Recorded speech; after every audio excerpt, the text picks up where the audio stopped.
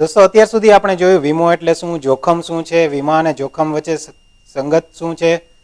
ત્યાર પછી હવે આપણે જોઈએ કે ઇન્સ્યોરન્સ કંપની પાસે કોઈ પણ ગ્રાહક આવે છે ઇન્સ્યોરન્સ લેવા માટે, તો શું કંપની આમને આમ આપી દેશે ઇન્સ્યોરન્સ, આમને આમ એમના જોખમનું કવર લઈ લેશે? એવું નહીં બને.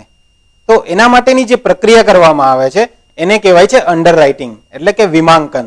તો દોસ્તો હવે પછીનું આપણું ચેપ્ટર પણ એ જ છે, ચેપ્ટર નંબર 4 છે ઇન્સ્યોરન્સ અંડરરાઇટિંગ એટલે કે વીમાંકન. તો વીમાંકન કઈ રીતે કરવામાં આવે છે એની ચોક્કસ પદ્ધતિ હોય છે. તો એ જોઈએ વીમાંકન માટેની પદ્ધતિ, ઇન્સ્યોરન્સ અંડરરાઇટિંગની પ્રક્રિયા શું છે. સૌથી પહેલા તો દોસ્તો અરજદાર અંગેની માહિતી એકઠી કરવાની હોય છે. જે કોઈ પણ અરજી કરે છે, અરજદાર છે, પ્રસ્તાવક છે, એમના વિશેની પૂરેપૂરી માહિતી હોવી જરૂરી છે કે ભાઈ જે વ્યક્તિ અરજી કરે છે, જે વ્યક્તિ પ્રસ્તાવ આપે છે, એમના પર જોખમ કેટલા પ્રમાણમાં રહેલું છે. તો જોખમ વિશેનો ખ્યાલ ઘણી બધી જગ્યાઓ પરથી આપણે મળી શકશે, એ આપણે જોઈએ આગળ. ત્યાર પછી બીજી વસ્તુ છે, બીજો પોઈન્ટ આવે છે કે સંકળાયેલા જોખમનું વિશ્લેષણ કરવું. તો જે કંઈ પણ જોખમ સંકળાયેલું છે જે તે વ્યક્તિ પર, જે તે પ્રસ્તાવક પર, એમનું વિશ્લેષણ કરવાનું છે. કેટલા પ્રમાણમાં જોખમ છે, શું જોખમ છે, આ બધું વિશ્લેષણ કરવાનું હોય છે. ત્યાર પછીનો ત્રીજો પોઈન્ટ આવે છે શક્ય જોખમનો અંદાજ મેળવવો. હવે જે કંઈ પણ એના પર રહેલા શક્ય જોખમ છે, કેટલા પ્રકારના જોખમ છે તેના પર. સપોઝ માની લો કે કોલસાની ખાણમાં કામ કરે છે કોઈ વ્યક્તિ, તો એ વ્યક્તિ ઉપર વ્યવસાયિક જોખમ રહેલું છે. વ્યવસાયિક જોખમમાં બી કોલસાની ખાણમાં આગ લાગવાની શક્યતા ઘણી બધી વધારે હોય છે. તો શક્ય તેટલા જોખમનો અંદાજ મેળવવો પડે છે. ત્યાર પછીનો ચોથો ટોપિક છે નુકસાનની શક્યતા તપાસવી. કે આ જે જોખમ છે એ જોખમથી કેટલા પ્રમાણમાં નુકસાન જઈ શકે છે, કેટલા સમયમાં નુકસાન થઈ શકે છે અને કેટલા પ્રમાણમાં કેટલું મોટું નુકસાન થઈ શકે છે, આ પણ તપાસવું ખાસ જરૂરી છે. ત્યાર પછીનો તો પોઈન્ટ આવે છે કે દરખાસ્ત સ્વીકારવી અથવા નકારવી. હવે આ બધી પ્રક્રિયા થઈ ગયા પછી તેના પર નિર્ણય લેવામાં આવે છે કે હવે દરખાસ્ત સ્વીકારવી કે નકારવી. જો દરખાસ્ત સ્વીકારવી તો કઈ રીતે, એના પર પણ ઘણા બધા પ્રકાર છે કે દરખાસ્ત કયા પ્રકારે સ્વીકારવાની છે, અને જો નકારવી તો શા માટે નકારવામાં આવે છે એ પણ કહેવું પડે, એ પણ જોવું પડે છે. ત્યાર પછીનો ટોપિક છે પ્રીમિયમની ગણતરી માટે જોખમનું વર્ગીકરણ કરી તેને રેટિંગ આપવું. એટલે કે આના પરથી પ્રીમિયમની ગણતરી કરવામાં આવે છે અને તેના પરથી જોખમનું રેટિંગ આપવામાં આવે છે કે જોખમ કયા પ્રકારનું છે, કયા રેટમાં ફિક્સ બેસે છે. આ દરેક વસ્તુનું રેટિંગ આપવામાં આવે છે ને એના આધારે પ્રીમિયમ નક્કી કરવામાં આવે છે. અને ત્યાર પછી વીમા પોલિસી જારી કરવી. એટલે કે વીમા પોલિસી છે ઇસ્યુ કરવામાં આવે છે. વીમા પ્રસ્તાવકને કહેવા, એનો મતલબ એવો છે કે પ્રસ્તાવકને કહેવામાં આવે છે કે જોખમની શરૂઆત થઈ ચૂકી છે. તો હવે ત્યાર પછી આપણે જોઈએ કે અંડરરાઇટર પાસે દરખાસ્ત સ્વીકારવા કે નકારવા માટેના કેટલા વિકલ્પ છે. હવે જે જોખમ જેટલા પણ છે એનું વિશ્લેષણ થઈ ગયા પછી તેના પર વિચાર કરવામાં આવે છે, તેનું વિશ્લેષણ કરવામાં આવે છે અને ત્યાર પછી નક્કી કરવામાં આવે છે કે દરખાસ્ત કઈ રીતે સ્વીકારવી, કયા વિકલ્પ સાથે સ્વીકારવી. તો દરખાસ્ત સ્વીકારવા કે નકારવા માટે થઈ અને ઘણા બધા વિકલ્પો રહેલા છે. તેમાંનો પહેલો વિકલ્પ છે દરખાસ્ત સામાન્ય દરે સ્વીકારવાનો. એટલે કે જો પ્રસ્તાવક પર કોઈ જાતનું વધારાનું જોખમ નથી દેખાતું, કોઈ જાતનું સામાન્ય જોખમ છે, તો એમને સામાન્ય દરે એટલે કે જે નક્કી કરેલો રેટ છે, જે નક્કી કરેલા પ્રીમિયમ છે, એ પ્રીમિયમ દરે સ્વીકારવામાં આવે છે. એ જ પ્રીમિયમ દરે સ્વીકારી લેવામાં આવે છે અને પોલિસી ઇસ્યુ કરી દેવામાં આવે છે. જો એવું ન હોય તો ત્યાર પછીનો છે કે દરખાસ્ત ઊંચા પ્રીમિયમ દરે સ્વીકારવાનો. એટલે કે જો પ્રસ્તાવક પર કોઈ વધારાનું જોખમ લાગે છે, એટલે કે વ્યવસાયિક જોખમ હોય, તબીબી જોખમ રહેલું છે, સ્વાસ્થ્યને લગતું છે, કોઈ પણ પ્રકારનું વધારાનું જોખમ રહેલું છે અને અંડરરાઇટરને એવું લાગે છે કે ભાઈ સામાન્ય કરતા થોડુંક ઊંચું પ્રીમિયમ ચાર્જ કરી અને જોખમ સ્વીકારી શકાય એમ છે, તો જે કંપનીએ નક્કી કરેલો સ્ટાન્ડર્ડ રેટ છે એનાથી થોડું ઊંચું પ્રીમિયમ આપી અને ઊંચા પ્રીમિયમ દરે પોલિસી જારી કરી દેવામાં આવે છે. ત્યાર પછી જો દરખાસ્ત કબજા એટલે કે લિયન સાથે સ્વીકારવાનો. એટલે કે સપોઝ જોખમ ઘણું બધું ઊંચું લાગે છે અને ઊંચા પ્રીમિયમ દરે સ્વીકારવાનો પ્રસ્તાવક ઇનકાર કરે છે, એટલે કે પ્રસ્તાવક તૈયાર નથી થતો, તો ત્યારે કંપનીને જોખમ જાળવી રાખવા માટે થઈ અને લિયન લગાડવું પડે છે. લિયન એટલે શું છે? તો કે લિયન એટલે એવી વસ્તુ કે જો જોખમ કાળક્રમે ઘટી જવાની શક્યતા હોય તો લિયન લગાડવામાં આવે છે. એક સિમ્પલ એક્ઝામ્પલ દ્વારા સમજી શકીએ કે સપોઝ માની લો કે કોઈ વ્યક્તિ છે, અજયભાઈને લઈએ કે અજયભાઈ છે, એમને કિડની ટ્રાન્સપ્લાન્ટ કરેલી છે. તો આ કિડની ટ્રાન્સપ્લાન્ટ કરેલી છે તો એમાં માનવ શરીર એ કિડની સ્વીકારશે કે નકારશે એ આઈડિયલી થોડા સમયમાં ખ્યાલ આવી જતો હોય છે. તો હવે અજયભાઈ છે કોઈ પણ કંપની પાસે વીમા પોલિસી લેવા માટે જાય છે અને સાચી હકીકત જણાવી દે છે કે કિડની ટ્રાન્સપ્લાન્ટ કરેલી છે. જો કિડની ટ્રાન્સપ્લાન્ટ કરેલી છે અને ઇન્સ્યોરન્સ અંડરરાઇટર એટલે કે વીમાંકન અધિકારીને એવું લાગે કે ભાઈ પોલિસી આપવામાં કઈ વાંધો નથી, પરંતુ થોડુંક ઊંચું પ્રીમિયમ આપવું પડશે. હવે જો અજયભાઈ ઊંચું પ્રીમિયમ દર સ્વીકારે નહીં તો એમને લિયન આપવામાં આવે છે. એટલે કે 5 વર્ષમાં દર વર્ષે 20% વીમા રાશિ વધતી જશે. એટલે કે શરૂઆતમાં જો પહેલા વર્ષમાં કઈ તકલીફ થશે એટલે કે પહેલા વર્ષમાં જો દાવો આવશે તો કોઈ જાતને રકમ આપવામાં આવશે નહીં, કોઈ જાતનો મૃત્યુનો લાભ આપવામાં આવશે નહીં. પરંતુ જો 1 વર્ષ પછી અને બીજું વર્ષ પૂરું થાય એ વચ્ચે જો મૃત્યુ થશે તો અમુક વીમા રાશિ આપવામાં આવશે. ત્યાર પછી જો થશે તો એના કરતા વધારે વીમા રાશિ આપવામાં આવશે. એટલે કે જોખમ કાળક્રમે ઘટતું જતું હોય છે. તો આને લિયન કહેવામાં આવે છે. હવે એક પોઈન્ટ એ પણ છે લિયન બાબતે કે લિયન પોલિસી સમય સુધી એટલે કે પોલિસીની મુદત સુધી અસ્તિત્વમાં રહેતું નથી. તો આ લિયન છે. ત્યાર પછી દરખાસ્ત સુધારેલી શરત સાથે સ્વીકારવાનો એટલે કે દરખાસ્ત છે સુધારેલી શરત એટલે કે સપોઝ માની લો કે કોઈ વ્યક્તિ એમ કહે છે કે મારે 30 વર્ષ સુધીની પોલિસી જોઈએ છે, પણ અંડરરાઇટરને એવું લાગે છે કે પાછળના સમયમાં પોલિસીની મુદત પૂરી થવાના સમયમાં એના પર જોખમ ખૂબ વધી જવાની શક્યતા છે. તો ત્યારે અંડરરાઇટર સુધારેલી શરત આપે છે. એટલે કે એવું કહે છે કે ભાઈ 30 વર્ષ માટે નહીં પણ 20 વર્ષ માટે પોલિસી આપી શકીએ. યા તો એવું જણાવે છે કે ભાઈ મારે પોલિસી છે ખૂબ ઊંચી રકમ એટલે કે 2 કરોડ માટે જોઈએ છે. તો ત્યારે અંડરરાઇટરને એવું લાગતું હોય કે ભાઈ આ વ્યક્તિ પર 2 કરોડની જોખમ છે, 2 કરોડનું એ ખૂબ વધારે જોખમી છે. તો એવું કહેશે કે ભાઈ 2 કરોડની પરંતુ અમે 1 કરોડની વીમા પોલિસી આપને આપી શકીએ છીએ. તો આ સુધારેલી શરત છે એટલે કે કાઉન્ટર ઓફર સાથે પોલિસી આપી શકે છે. ત્યાર પછીનો પોઈન્ટ છે કે દરખાસ્ત ખાસ સુધારેલી કલમ સાથે સ્વીકારવાનો એટલે કે સપોઝ આને ટૂંકમાં કહી શકીએ ક્લોઝ એટલે કે એક શરત છે બાકાત કરી દેવામાં આવે છે, એક લાભ છે બાકાત કરી દેવામાં આવતો હોય છે સુધારેલી શરત સાથે. સપોઝ કોઈ વ્યક્તિને કેન્સર છે અને પોલિસી લે છે અને સાચું જણાવી દે છે કંપનીને કે ભાઈ કેન્સર છે અને જો ઇન્સ્યોરન્સ અંડરરાઇટરને બીજું કોઈ જોખમ નથી લાગતું કેન્સર સિવાય તો એ ખાસ સુધારેલી શરત મૂકશે કે ભાઈ પોલિસીની મુદત દરમિયાન જો કેન્સરથી મૃત્યુ થશે તો કોઈ લાભ ચૂકવવામાં આવશે નહીં, પરંતુ જો કેન્સર સિવાયના કિસ્સામાં મૃત્યુ થશે તો પૂરેપૂરો લાભ જે છે મળવાપાત્ર છે એ પૂરેપૂરો લાભ ચૂકવી દેવામાં આવશે. તો આને કહેવાય છે ક્લોઝ. ક્લોઝ છે એ પોલિસીની મુદત સુધી અસ્તિત્વમાં રહે છે. તો ત્યાર પછીનો પોઈન્ટ છે દરખાસ્ત પરનો નિર્ણય ચોક્કસ સમય સુધી મોકૂફ રાખવાનો એટલે કે ઇન્સ્યોરન્સ અંડરરાઇટર વીમાંકન અધિકારીને ખાસ પ્રકારનું જો જોખમ લાગે એટલે કે કોઈ સામાન્ય બીમારી છે, માની લો કે બ્લડ પ્રેશર છે, હાઈ બ્લડ પ્રેશર, તો ઇન્સ્યોરન્સ અંડરરાઇટર વીમાંકન અધિકારી એવું જણાવશે કે ભાઈ 6 મહિના માટે આપણે પોલિસી મોકૂફ રાખીએ છીએ.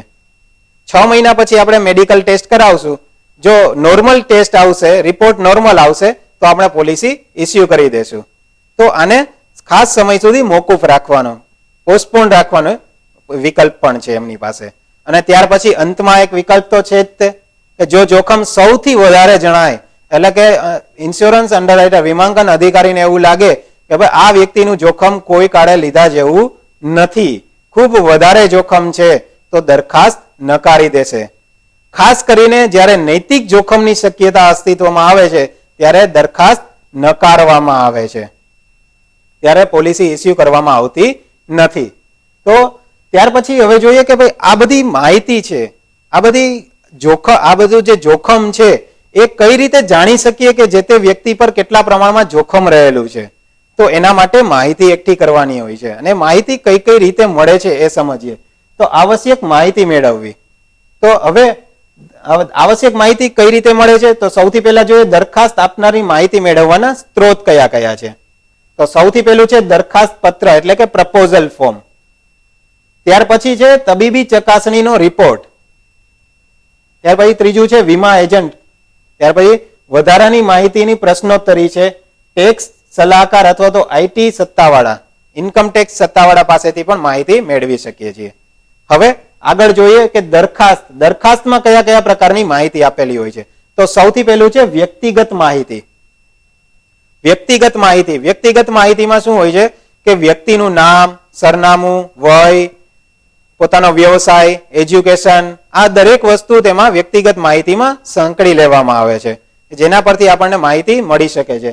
ત્યાર પછી છે તબીબી માહિતી એટલે કે વ્યક્તિની પોતાની તબીબી માહિતી કે ભવિષ્યમાં કોઈ ઇન ફ્યુચર એટલે ભૂતકાળમાં કોઈ જાતનો મેડિકલ ટેસ્ટ કરાવેલો છે, કોઈ જાતની તબીબી સારવાર લીધેલી છે, કોઈ જાતનું મોટું ઓપરેશન કરાવેલું છે, કોઈ આવી બધી વસ્તુઓની જાણકારી તેમાં રહેલી હોય છે તબીબી માહિતી. હવે બીજી વસ્તુ આનાથી વિશેષ કે ભાઈ જો કોઈ વ્યક્તિને અંડરરાઇટરને એવું લાગે કે આ વ્યક્તિ ઉપર થોડું જોખમ વધારે લાગે છે તો એને મેડિકલ ટેસ્ટ પણ આપવામાં આવે છે, એનો રિપોર્ટ પણ ચકાસવામાં આવે છે. તો આના પરથી તબીબી માહિતી મળી શકે છે. ત્યાર પછી એજન્ટની ટિપ્પણી. આના પર ખાસ મહત્વ રહેલું છે એજન્ટ, કારણ કે એજન્ટ છે પ્રાથમિક અંડરરાઇટર છે. એજન્ટની ટિપ્પણી ખાસ મહત્વનો રોલ ભજવે છે, કારણ કે એજન્ટ છે એ પ્રસ્તાવ કરતા પાસે લગભગ વધારે સમય ગાળતો હોય છે અને પ્રસ્તાવ કરતાના સીધા સંપર્કમાં હોય છે, જેથી કરીને એજન્ટને ખાસ ખ્યાલ હોય છે કે આમાં કયા પ્રકારની માહિતી સાંકળી લેવાની. તો આના પરથી એજન્ટની ટિપ્પણી કરવામાં આવે છે. ત્યાર પછી તબીબી ચકાસણી રિપોર્ટ જોયો આપણે કે ભાઈ વધારાનું જો જોખમ લાગે છે જ્યારે વીમાંકન અધિકારીને, તો વીમાંકન અધિકારી છે એ મેડિકલ ટેસ્ટ કરાવવાનું કહે છે પ્રસ્તાવ કરતાને. જો મેડિકલ ટેસ્ટ ઓકે હોય છે કે એના પર વધારાનું જોખમ છે, મેડિકલ ટેસ્ટ પરથી ખાસ ખ્યાલ આવે છે. તો એ વસ્તુ છે કે વીમા કંપની અથવા તેમના દ્વારા નક્કી કરાયેલા ડોક્ટર દ્વારા પ્રસ્તાવકની સંપૂર્ણ તબીબી ચકાસણી કરવામાં આવે છે. હવે કેટલીક વીમા કંપનીઓ પ્રસ્તાવકોને તેમની વય પ્રમાણે વર્ગીકૃત કરે છે. પ્રસ્તાવકની વય જેટલી નાની તેટલી જ તેની તબીબી ચકાસણી ઓછી થાય છે. જેમ વય વધુ હોય તેટલા રિપોર્ટ પણ વ્યાપક કઢાવતા હોય છે. એટલે કે જો વધારાની જરૂર પડે તો વધારાના મેડિકલ ટેસ્ટ પણ આપી શકે છે કે અંડરરાઇટરને એવું લાગે કે ભાઈ હજુ થોડી ઘણી માહિતીની જરૂર છે, હજુ થોડું ઘણું ટેસ્ટ વધારે કરાવવા પડે એમ છે, તો એ કરાવતા હોય છે. ત્યાર પછી છે વીમા એજન્ટ. જેમ આપણે વાત કરી કે વીમા એજન્ટ એ પ્રાથમિક અંડરરાઇટર છે, એટલે કે વીમા એજન્ટ પ્રસ્તાવકના પ્રત્યક્ષ સંપર્કમાં હોવાથી તેઓ તેના જોખમ સ્તર અંગે આંકન કરવાની સારી સ્થિતિમાં હોય છે. બીજી વસ્તુ જોઈએ તો એજન્ટનો ખાનગી અહેવાલ. એજન્ટે ખાનગી અહેવાલ આપવાનો રહેતો હોય છે. તો એ ખાનગી અહેવાલમાં શું હોય છે તો કે વીમાની રકમ ધોરણસરની હોય તો પ્રસ્તાવકની નાણાકીય સ્થિતિ તેના પર કેટલી વ્યક્તિ નિર્ભર કરે છે તેની સંખ્યા, જીવનશૈલી, આદતો અને શોકને ધ્યાનમાં રાખી એજન્ટ રિપોર્ટ તૈયાર કરે છે. અને જો આ જે રકમ છે વીમાની રકમ સામાન્ય કરતા વધુ હોય તેવા સંજોગોમાં એજન્ટે વિગતવાર અહેવાલ કરવાનો રહેતો હોય છે. તો એનો વ્યવસ્થિત વિગતવાર અહેવાલ પણ આપવો પડતો હોય છે. ત્યાર પછી બીજી વધારાની માહિતીઓ જોઈએ તો કે પ્રસ્તાવક દ્વારા મંગાવેલા વીમા કવચની રકમ ઊંચી હોય તો તેના તબીબી અહેવાલ પર વધારાની માહિતી મંગાવવામાં આવે છે. એટલે કે જરૂરિયાત જે સામાન્ય કરતા વધારે વીમા રકમની જો માંગણી કરેલી હોય તો તેને સામાન્ય રિપોર્ટ કરાવવાની બદલે તેમાં થોડા વધારાના રિપોર્ટ પણ કરાવવાના રહેતા હોય છે, કારણ કે તેના પર જોખમ વધારે રહેલું હોય છે. ત્યાર પછી દરખાસ્તમાં સૂચવાયેલા જોખમનું મૂલ્યાંકન કાઢવા પ્રસ્તાવકની આવક, વ્યવસાય, જીવનશૈલી, આદતો વગેરે પર વરિષ્ઠ અધિકારી અને તેના વીમા એજન્ટના ખાસ રિપોર્ટની જરૂર પડતી હોય છે.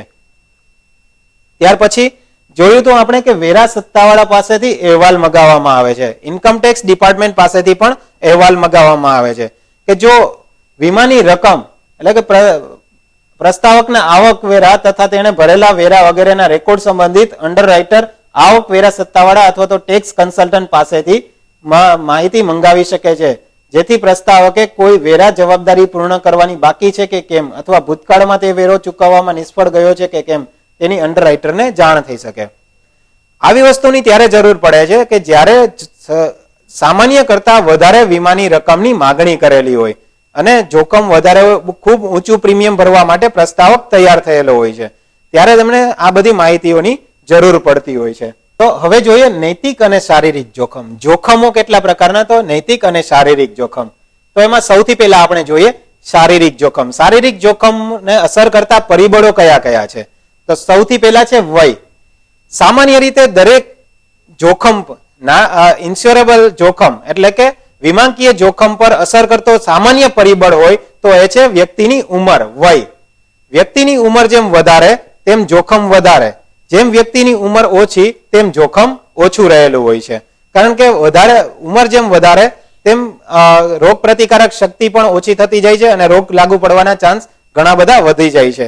એટલા માટે જેમ ઉંમર વધારે એમ વ્યક્તિ પર જોખમ વધારે છે અને જેમ ઉંમર ઓછી તેમ જોખમ ઓછું. ત્યાર પછીનું પરિબળ છે વ્યક્તિનો વ્યવસાય, ધંધો.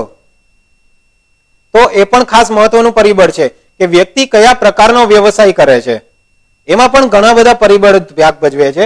સૌથી પહેલા છે પર્યાવરણીય, એટલે કે વ્યક્તિનો વ્યવસાય કઈ જગ્યા પર છે, કેવા પર્યાવરણમાં છે, એ પણ ખાસ જોવામાં આવે છે. અમુક જોખમી જે હોય છે વસ્તુ, જોખમી જગ્યાઓ પર વ્યવસાય હોય છે તો ત્યાં જોખમ ઘણું બધું વધારે હોય છે. ત્યાર પછી જોઈએ કે શારીરિક સ્થિતિ. વ્યક્તિ જે જગ્યા પર વ્યવસાય કરે છે એ જગ્યા કેવી છે અને એ જોખમ કયા પ્રકારનો છે. વ્યક્તિની શારીરિક સ્થિતિ એવા પ્રકારની છે કે જે વ્યવસાય કરે છે એને સ્યુટેબલ છે કે નહીં. સપોઝ કોઈ વધારે ભાર ઉંચકવો વાળો વ્યવસાય કરતો હોય અને સામાન્ય કોઈ વ્યક્તિ હોય, એકદમ દુબળો પાતળો વ્યક્તિ હોય, તો આપણે સમજી શકીએ કે એના પર જોખમ થોડું વધારે છે. તો એ કયા પ્રકારનો વ્યવસાય કરે છે, તેની શારીરિક સ્થિતિ, કયા જગ્યા પર કયા જગ્યા પર વ્યવસાય કરે છે. સપોઝ માની લો કે કોઈ એવી જગ્યા છે કે જ્યાં હવાની અવરજવર પણ ઓછી છે, કે અમુક જગ્યા ઉપર જ્યાં સ્વાસ્થ્યને લગતી વસ્તુઓ જે છે પરિબળ અસર ભાગ ભજવે છે, તો આ બધી વસ્તુઓ પણ જોવામાં આવે છે. ત્યાર પછી છે કે અકસ્માતનું જોખમ. તો એ પણ ખાસ મહત્વનું પરિબળ છે. સપોઝ માની લો કે કોઈ વ્યક્તિ ડ્રાઇવિંગ કરે છે, એટલે કે ડ્રાઈવર હોય, તો એમના પર અકસ્માતનું જોખમ ઘણું બધું વધારે હોય છે. કારણ કે એને રેગ્યુલરલી ડ્રાઇવિંગ રસ્તા પર નીકળવાનું રહેતું હોય છે, ડ્રાઇવિંગ કરવાનું રહેતું હોય છે, તો એના પર અકસ્માતનું જોખમ વધી જતું હોય છે. તો આ વ્યવસાય પર અસર કરતા પરિબળ.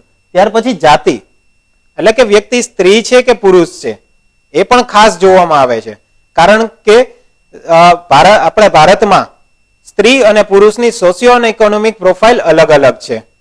આજે ઘણા વર્ષો આજે તો સ્ત્રી પણ પુરુષની સમોવડી બની છે, પરંતુ શરૂઆતના સમયમાં સ્ત્રી ઘરમાં જ રહેવા ટેવાયેલી હતી. તો એવા સમયમાં પુરુષ જ્યારે બહાર નીકળે છે તો એમને બહારની પરિસ્થિતિ વિશે ખ્યાલ હોય છે, જ્યારે સ્ત્રી ઘરમાં હોવાથી એમને બહારની પરિસ્થિતિ વિશેનો જનરલી ખ્યાલ નથી હોતો. તો એમના પર આવો પ્રકારનું જોખમ થોડું વધી જાય છે. તો એક એક્ઝામ્પલ લઈએ આપણે કે સામાન્ય રીતે આજે માથું દુખાવાની એક સામાન્ય તકલીફ છે જે લગભગ દરેક વ્યક્તિઓને હોય છે. આજે એના માટે થઈને ઘણી બધી ટેબ્લેટ્સ માર્કેટમાં અવેલેબલ છે, ઘણી બધી દવા માર્કેટમાં અવેલેબલ છે જે શરીરને વ્યાપક પ્રમાણમાં નુકસાન કરે છે જો લાંબા સમય સુધી લેવામાં આવે. આજે વ્યક્તિ બહાર નીકળતો હોય છે, એમને સામાન્ય જ્ઞાન હોય છે, આ વધારે પડતું લેવાથી શરીરને નુકસાન થઈ શકે છે. પરંતુ જ્યારે સ્ત્રી ઘરમાં રહેતી હોય છે એમને આવા બધું નોલેજ હોતું નથી. તો સામાન્ય રીતે જ્યારે બી માથું દુખે ત્યારે આવું ટેબ્લેટ લઈ લેતી હોય છે, યા તો પછી સ્ટીરોઇડ જન્ય દવાઓ લેતી હોય છે, તો જે લાંબા સમયે ઘણું બધું મોટું નુકસાન કરી શકે છે. આમને હિસાબે અલગ અલગ રીતે અંડરરાઇટિંગ કરવામાં આવે છે અને અલગ અલગ પ્રકારનું જોખમ રહેલું છે. ત્યાર પછી છે વ્યક્તિનું રહેઠાણ. વ્યક્તિનું રહેઠાણ ખાસ ભાગ ભજવે છે. વ્યક્તિ કેવી જગ્યા પર રહે છે, એનું પર્યાવરણ કેવું છે, તો આ વસ્તુ ખાસ અગત્યની છે. કારણ કે ઊંચી જોખમ ધરાવતી જગ્યાઓ પર રહેઠાણ હોય તો ત્યાં વ્યક્તિ ઉપર ઊંચું જોખમ રહેલું છે. ત્યાર પછીનો point છે કે વ્યક્તિની આદત. વ્યક્તિની આદત કેવી છે, સિગરેટ પીવે છે, નાર્કોટિક્સ લે છે, કે પછી કોઈ ડ્રગ્સની આદત છે, કે પછી આલ્કોહોલનું સેવન કરે છે. જો આવી કોઈ આદત હોય તો તેના પ્રમાણમાં તેનું જોખમ ઘણું બધું વધારે છે. કારણ કે વ્યક્તિ ઉપર ઘણા બધી બીમારી લાગુ પડવાના ચાન્સ વધી જાય છે. તો આ આદત ઉપર પણ અસર કરે છે. ત્યાર પછી છે શોખ. વ્યક્તિ કયા પ્રકારનો શોખ ધરાવે છે. સપોઝ માની લો કે માઉન્ટેન ક્લાઇમ્બિંગ એટલે કે દોરડાથી પર્વત ચડવાનો જે શોખ ધરાવતા હોય છે તેના પર જોખમ ઘણું બધું વધારે હોય છે. કારણ કે ત્યાંથી નીચે પડી જવાના ચાન્સ ઘણા બધા વધારે છે. હવે સપોઝ માની લો કાર રેસમાં ભાગ લે છે, પ્રોફેશનલી કાર રેસમાં ભાગ લેતા હોય તેવા વ્યક્તિ ઉપર જોખમ ઘણું બધું વધી જતું હોય છે. હોર્સ રાઇડિંગ, અને ખાસ કરીને હોર્સ રાઇડિંગમાં બી જ્યારે રેસમાં ભાગ લેતા હોય ત્યારે તેના પર ખાસ પ્રકારનું જોખમ વધી જાય છે. તો આ શોક. ત્યાર પછી શારીરિક લાક્ષણિકતા. શારીરિક લાક્ષણિકતા પણ જોવામાં આવે છે વ્યક્તિની, કારણ કે આજે તબીબી ક્ષેત્રે દરેક વ્યક્તિની કોઈને કોઈ શારીરિક લાક્ષણિકતા હોવી જરૂરી છે. તો એના પછી પેરામીટર હોય છે. અમુક હાઈટ હોય, અમુક ઊંચાઈ ધરાવતો હોય તો અમુક વજન હોવું જરૂરી છે વ્યક્તિનું. તેના પણ પેરામીટર મેચ થતા હોવા જોઈએ, નહીતર એના પર જોખમ થોડું વધારે પ્રમાણમાં માનવામાં આવે છે. ત્યાર પછી છે આરોગ્ય. વ્યક્તિનું આરોગ્ય કેવું છે એ પણ ખાસ જોવામાં આવે છે કે વ્યક્તિ ઉપર વ્યક્તિને કોઈ જાતની બીમારી નથી ને, અથવા તો ભૂતકાળમાં કોઈ એવું મોટું તબીબી ચકાસણી કરાવેલી હોય, યા તો ઓપરેશન કરાવેલું હોય, દવાખાનામાં લાંબા સમય સુધી દાખલ રહેવું પડ્યું હોય તો એ પણ જોવું પડે છે. ત્યાર પછી છે શારીરિક અપંગ. વ્યક્તિ શારીરિક અપંગ છે કે નહીં, કેટલા પ્રમાણમાં અપંગ છે, કયા પ્રકારની અપંગતા છે, આ વસ્તુ ખાસ અસર કરે છે જોખમ પર. કારણ કે અમુક જોખમ એવા હોય છે કે જે વ્યક્તિ સામાન્ય રીતે અપંગ હોવા છતાં મેનેજ કરી શકે છે, તો આના પર પણ જોખમનો અસર રહેલી છે. ત્યાર પછી આવે છે પરિવારનો તબીબી ઇતિહાસ. વ્યક્તિનો વ્યક્તિગત તબીબી ઇતિહાસ તો જોવામાં આવે જ છે, પરંતુ એના કુટુંબનો એટલે કે એના પરિવારનો તબીબી ઇતિહાસ પણ શા માટે જોવામાં આવે છે? તો ઘણી વખત એવી બીમારીઓ હોય છે કે જે વારસાગત હોય છે. અમુક વર્ષની ઉંમર સુધી એ બીમારીના લક્ષણ જરા પણ નથી દેખાતા, ત્યાર પછી અચાનક જ એ બીમારીના લક્ષણ દેખાવા લાગે છે. તો આવી વારસાગત બીમારીને હિસાબે પણ પરિવારનો તબીબી ઇતિહાસ ચકાસવામાં આવે છે. અને ત્યાર પછી આવે છે વ્યક્તિગત ઇતિહાસ. વ્યક્તિગત ઇતિહાસ મતલબ કે અત્યાર સુધીનું જે બધું જોયું આપણે, આ બધો વ્યક્તિગત ઇતિહાસમાં લઈ શકીએ આપણે કે ભાઈ વ્યક્તિની આદત, એને ડ્રગ્સ લેવાની આદત નથી ને, બરાબર છે, એને સિગરેટ પીવાની આદત છે, એના શોખ કયા પ્રકારના છે, એને તબીબી ચકાસણી કરાવેલી છે કે નહીં, બરાબર, આ બધી વસ્તુઓ ચકાસવામાં આવે છે. તો આ બધા શારીરિક જોખમ તરીકે આપણે દર્શાવી શકીએ છીએ. ત્યાર પછી જોઈએ નૈતિક જોખમ. નૈતિક જોખમ એટલે શું છે? તો કે શારીરિક જોખમની સરખામણીએ નૈતિક જોખમની વ્યાખ્યા કરવાનું ઘણું મુશ્કેલ છે. જેમ આપણે શારીરિક જોખમ આપણે વ્યવસ્થિત રીતે જોઈ શકીએ છીએ, આપણે માપદંડ કાઢી શકીએ છીએ, પરંતુ નૈતિક જોખમનો કોઈ માપદંડ આપણે કાઢી શકતા નથી. નૈતિક જોખમની વ્યાખ્યા કરવાનું ઘણું બધું મુશ્કેલ છે, કારણ કે તે પ્રસ્તાવકના વર્તન, વૃત્તિ અથવા ઈરાદા સાથે સંબંધ ધરાવે છે. કોઈની વૃત્તિનું માપ કાઢી શકીએ નહીં, કોઈના ઈરાદાનું માપ કાઢી શકાય નહીં, યા તો આપણે જાણી ન શકીએ કે આ વ્યક્તિનો ઈરાદો શું છે, આ વ્યક્તિની વૃત્તિ શું છે. તો આને સંબંધિત જે જોખમ રહેલું છે આને કહેવાય છે નૈતિક જોખમ. હવે જીવન વીમાના સંદર્ભમાં નૈતિક જોખમ કઈ રીતે સંકળાયેલું છે એ જોઈએ. તો કે આરોગ્ય અને વ્યક્તિગત સલામતી બાબતમાં લાપરવાહી અથવા તો બેદરકારી, એને પણ નૈતિક જોખમ તરીકે લેવામાં આવે છે. અપ્રામાણિકતાનો ઇતિહાસ એટલે કે કદાચ ગુનાહિત પ્રવૃત્તિ જે કોર્ટ રેકોર્ડ્સ પરથી જાણવા મળે, તેને પણ નૈતિક જોખમ સાથે સાંકળવામાં આવે છે. અગાઉના દાવાનો ઇતિહાસ જેમાં ગેરરીતિ કરાઈ હોય અથવા તો વારંવાર દાવા કરાયા હોય, અથવા નાદારી અથવા તો અન્ય નાણાકીય ભેડ જોવાઈ હોય, તો આમને પણ નૈતિક જોખમ તરીકે ગણવામાં આવે છે. ત્યાર પછી છેતરપિંડી અને નૈતિક જોખમ સાથેનું શું સંબંધ છે? તો એ જોઈએ કે છેતરપિંડી અને નૈતિક જોખમ, તો કે ઠગાઈ કરવાનો ઈરાદો એ પણ એક પ્રકારનું નૈતિક જોખમ જ છે. હવે ઇન્સ્યોરન્સ કંપની, વીમા કંપની સાથે આપણે જો ઠગાઈ કરવાના ઈરાદાથી પોલિસી લેતા હોઈએ તો એ પણ એક પ્રકારનું નૈતિક જોખમ જ છે. તો પોતાના જીવનના પાછલા તબક્કામાં મોટી કહી શકાય એવી રકમના વીમા માટે પ્રસ્તાવકની વિનંતી, એટલે કે ખૂબ મોટી ઉંમર હોય અને ખૂબ મોટી વીમાની રકમ માટેની માગણી કરેલી હોય, તો આ પણ નૈતિક જોખમની શક્યતા ઉદ્ભવે છે આ કેસમાં પણ. ત્યાર પછી પોતાના પર કોઈ નિર્ભર ન હોય તેવી વ્યક્તિ દ્વારા વીમો લેવાઈ રહ્યો હોય. હવે સપોઝ મારા ઉપર કોઈ નિર્ભર નથી, હું એકલો જ આ દુનિયામાં છું, તો મારે ઇન્સ્યોરન્સની શું જરૂરિયાત છે કે મારી આગળ પાછળ તો કોઈ છે નહીં કે જેની સુરક્ષા માટે થઈને હું ઇન્સ્યોરન્સ લઉં. તો આવી પરિસ્થિતિમાં પણ નૈતિક જોખમની શક્યતા રહેલી છે. ત્યાર પછી કુટુંબમાં કમાતી ન હોય તેવી વ્યક્તિને જારી કરાઈ રહેલી વીમા પોલિસી. હવે સપોઝ માની લો કે કોઈ કુટુંબમાં કોઈ વ્યક્તિ કમાતી જ નથી, તો જો કોઈ કમાતી વ્યક્તિ નથી તો એમના મૃત્યુથી ફાઇનાન્શિયલ લોસ જવાનો જ નથી એ કુટુંબને, તો એમની વીમા પોલિસી લેવાનું કોઈ કારણ જણાતું નથી. હવે જો આવી વ્યક્તિને દર્શાવીને વીમા પોલિસી લેવાતી હોય આવી વ્યક્તિ પર, ત્યારે પણ નૈતિક જોખમની શક્યતા ઉદ્ભવે છે. ત્યાર પછી જ્યારે પોલિસીનો નોમિની વારસદાર વીમા ધારક પર આધારિત માનો ન હોય, સપોઝ જ્યારે પોલિસી લેવાઈ રહી છે ત્યારે પોલિસીમાં નોમિની છે એ મારા પર આધાર ન રાખતો હોય એવી વ્યક્તિને હું પોલિસી મારા નોમિની તરીકે નોમિનેટ કરતો હોય તો પણ નૈતિક જોખમની શક્યતા રહેલી છે. ત્યાર પછી જ્યારે પ્રસ્તાવક પોતાની આવક કરતા જંગી રકમનો વીમો ઈચ્છતો હોય, હવે જ્યારે પ્રસ્તાવકર્તાની આવક જ દર મહિને 30,000 રૂપિયાની હોય અને એમ કે મારે 3 કરોડ રૂપિયાનો ઇન્સ્યોરન્સ જોઈએ છે, તો એ કેટલી હદે વ્યાજબી છે? તો એ વિચારવું પડે એમ છે કે ભાઈ એ વ્યક્તિ 3 કરોડ રૂપિયાના ઇન્સ્યોરન્સની શા માટે જરૂરિયાત છે, શા માટે ડિમાન્ડ કરે છે? તો ત્યાં પણ કંઈક છેતરપિંડીનો ઈરાદો હોવો જોઈએ, યા તો ઠગાઈ કરવાનો ઈરાદો હોવો જોઈએ. તો ત્યાં પણ નૈતિક જોખમની શક્યતા રહેલી છે. ત્યાર પછી વ્યક્તિના અગાઉ ચૂકવાયેલા પ્રીમિયમ તેની ચૂકવણીની ક્ષમતા કરતા વધુ હોય.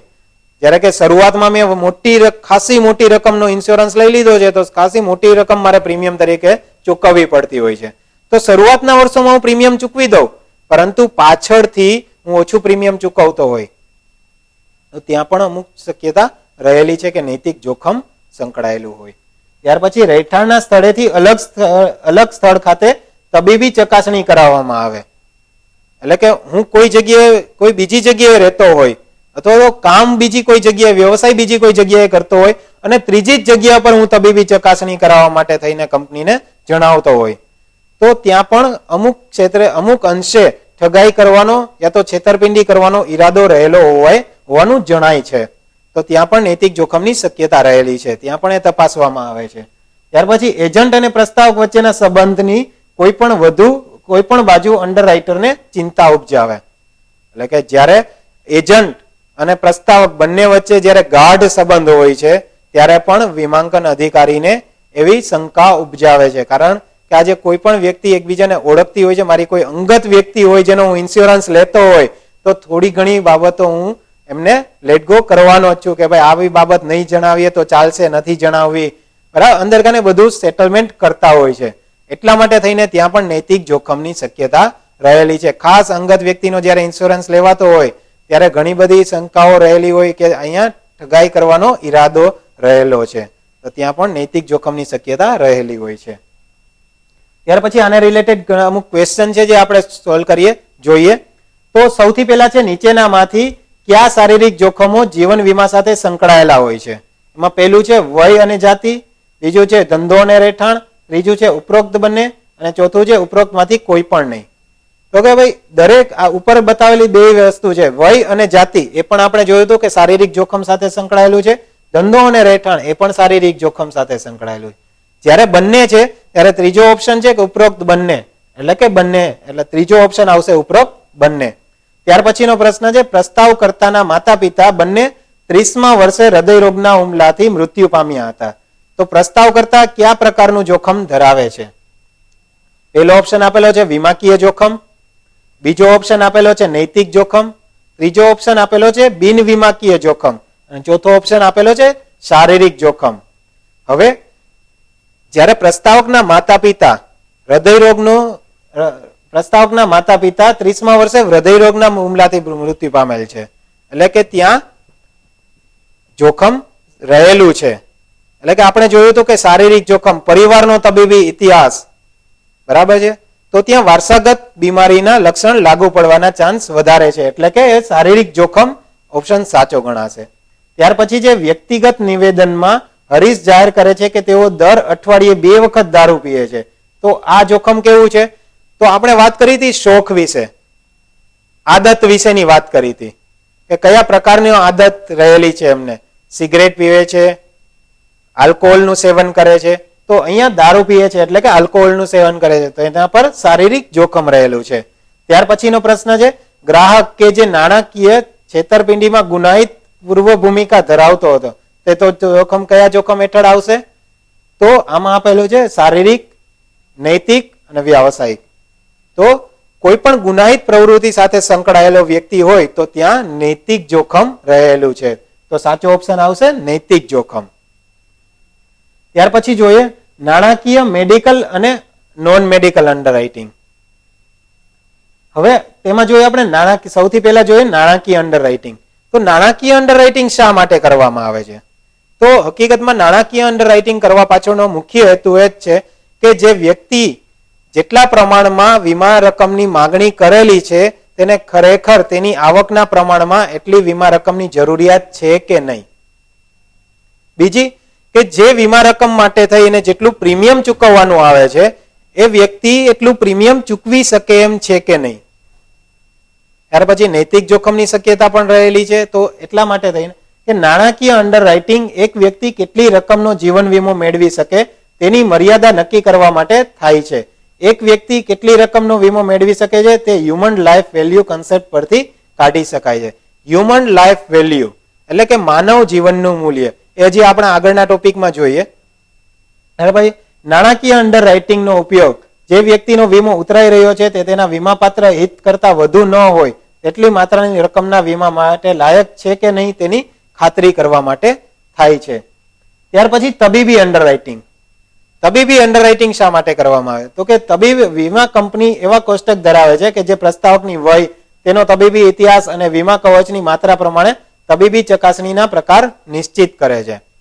હવે જ્યારે અમુક મર્યાદા કરતા વધારે વીમાની રકમની માંગણી કરવામાં આવી હોય ત્યારે એ વ્યક્તિ પર જોખમ વધારે છે. ખાસ કરીને એવા કિસ્સામાં તબીબી ચકાસણી કરવાનું કંપની જણાવતી હોય છે. યા તો અમુક ઉંમર કરતા વધારે ઉંમર હોય તો રોગ લાગુ પડવાના ચાન્સ પણ વધારે હોય છે, યા તો કોઈને કોઈ રોગ હોવાના ચાન્સીસ ઘણા બધા વધી જાય છે. તો એવા સમયે પણ તબીબી અંડરરાઇટિંગ કરવામાં આવે છે, તબીબી ચકાસણી કરાવવામાં આવતી હોય છે. ત્યાર પછી બિન તબીબી અંડરરાઇટિંગ એટલે કે નોન મેડિકલ અંડરરાઇટિંગ કરવામાં આવે છે. હવે અમુક આ નોન મેડિકલ અંડરરાઇટિંગની જરૂરિયાત શા માટે છે? તો કે અમુક વય કરતા, અમુક ઉંમર કરતા ઓછી ઉંમર હોય તો એમાં રોગ લાગુ પડવાના ચાન્સ ઓછા હોય છે, બીમાર હોવાના ચાન્સ ઓછા હોય છે. તો આજે સ્ટાન્ડર્ડ એજ કહેવાય છે. તો આવા વ્યક્તિઓને રોગ લાગુ પડવાના ચાન્સીસ ઘણા બધા ઓછા હોય છે. તો જ્યારે તબીબી ચકાસણી કરાવવામાં આવે ત્યારે ડોક્ટરને પણ તેની ફીસ ચૂકવવાની રહેતી હોય છે. તો આવા વધારાના ખર્ચા ટાળવા માટે થઈને નોન મેડિકલ અંડરરાઇટિંગ કરવામાં આવતું હોય છે. તો બિન તબીબી અંડરરાઇટિંગમાં ખોટી પસંદગી થઈ જવાની શક્યતા વધુ રહેલી હોવાથી વીમા કંપનીઓ સલામતીના કેટલાક ધોરણો અપનાવે છે. એ ધોરણો કયા કયા છે? કે પસંદગી પર મર્યાદા એટલે કે સ્ત્રી અને પુરુષને જનરલી બિન તબીબી વીમાંકન કરવામાં આવે છે, જ્યારે મહિલાઓને ખાસ કરીને તબીબી ચકાસણી કરાવવામાં આવતી હોય છે. વીમાની રકમ પર મર્યાદા. અમુક મર્યાદા કરતા ઓછી વીમાની રકમની જો માગણી કરેલી હોય પ્રસ્તાવકે તો તેને તબીબી ચકાસણી કરાવવામાં આવતી નથી. પરંતુ જો અમુક મર્યાદા કરતા વધારે વીમાની રકમની માંગણી કરેલી હોય તો તેના પર જોખમ વધારે છે, એટલા માટે થઈને એને ખાસ તબીબી ચકાસણી કરાવવામાં આવતી હોય છે. ત્યાર પછી જે પ્રવેશ માટેની મહત્તમ વય મર્યાદા એટલે કે અમુક લિમિટ કરતા ઓછી વય હોય, ઓછી ઉંમર હોય તો તેના પર જોખમ ઓછું છે, તો તેને તબીબી ચકાસણી કરાવવાની જરૂરિયાત રહેતી નથી. પરંતુ જો અમુક ઉંમર કરતા વધારે ઉંમર હોય તો તેના પર જોખમ વધારે છે, તેથી તેને તબીબી ચકાસણી કરાવવામાં આવતી હોય છે.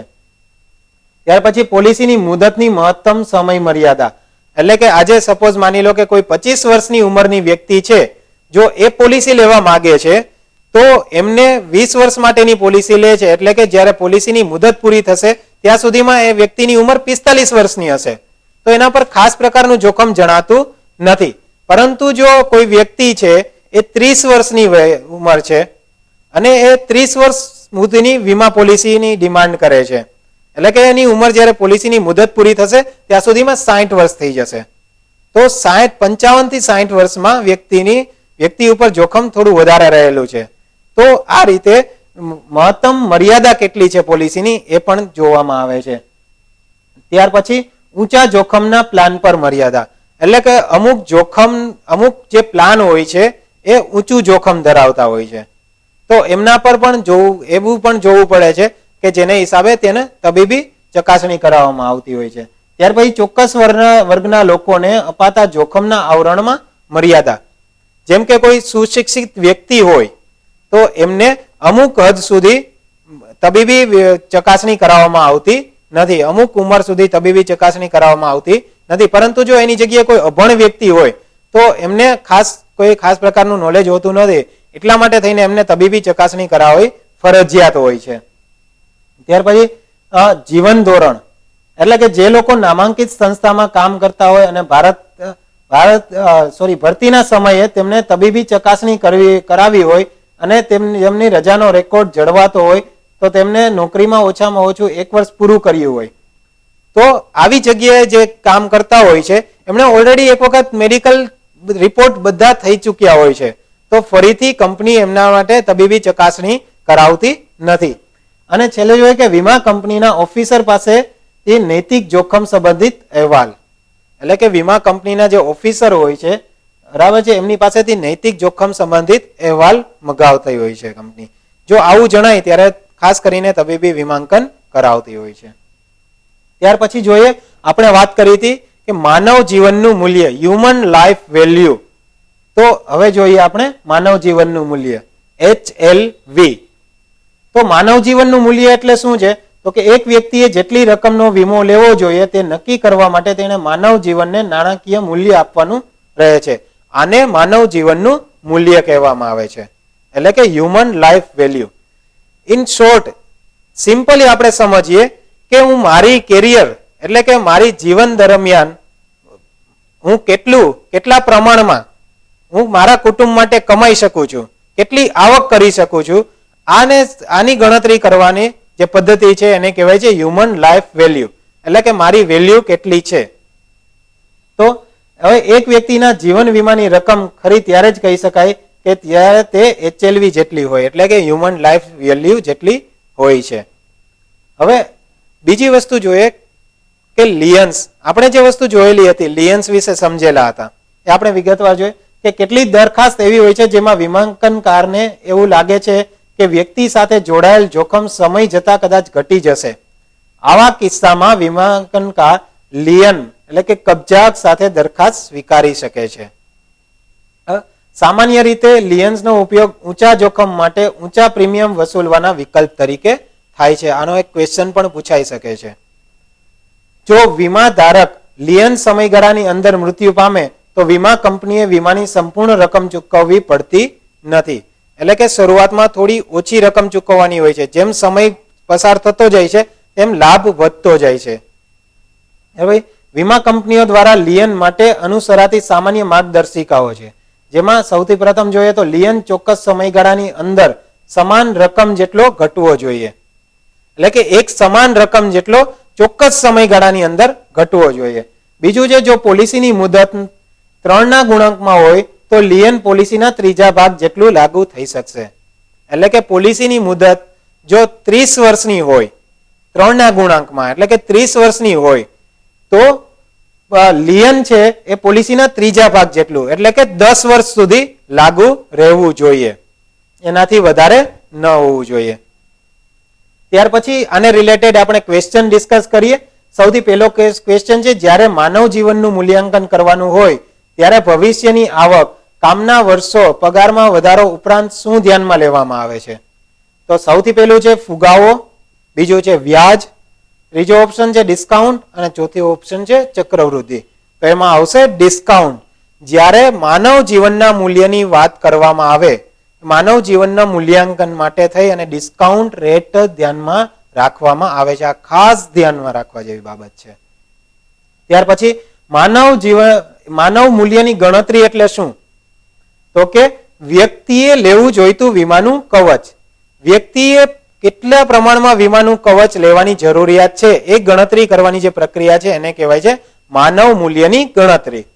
ત્યાર પછી જે પોલિસી ચાલુ હોવા છતાં દાવા સમયે પૂરી વીમા રાશિ ચૂકવાઈ ન હોય તો તેનું કારણ શું હોઈ શકે? તો આપણે જોયું હતું કે જ્યારે દાવાની પૂરી રકમ ચૂકવવામાં નથી આવતી પરંતુ આંશિક રકમ ચૂકવવામાં આવે છે તો ત્યાં લિયન રહેલું હોય છે. તો લિયનને હિસાબે રકમ થોડી ઓછી ચૂકવાય છે. હવે આપણે જોઈએ પ્રાઇઝિંગ અને પ્રીમિયમની ગણતરી. પ્રીમિયમની ગણતરી કઈ રીતે કરવામાં આવે છે પોલિસીમાં? તો કિંમત નક્કી કરતા ઘટકો, એટલે કે કિંમતનો મતલબ છે કે પ્રીમિયમ કઈ રીતે નક્કી થાય છે અને એના નક્કી કરવામાં કયા કયા ઘટકો ભાગ ભજવે છે. તો સૌથી પહેલું છે મૃત્યુનો દર. એટલે કે મૃત્યુનો દર કેટલા પ્રમાણમાં રહેલો છે. ત્યાર પછી છે લોડિંગ, એટલે કે ભારણ મૂકવામાં આવે છે. પ્રીમિયમના રોકાણ મારફત થતી આવક.